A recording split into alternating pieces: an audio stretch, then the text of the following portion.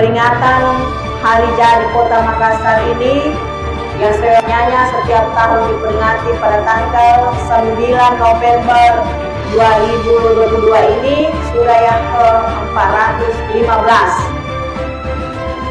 Sudah begitu lama sehingga kegiatan ini perlu kita terus lestarikan sebagai wujud kecintaan kita kepada Kota Makassar.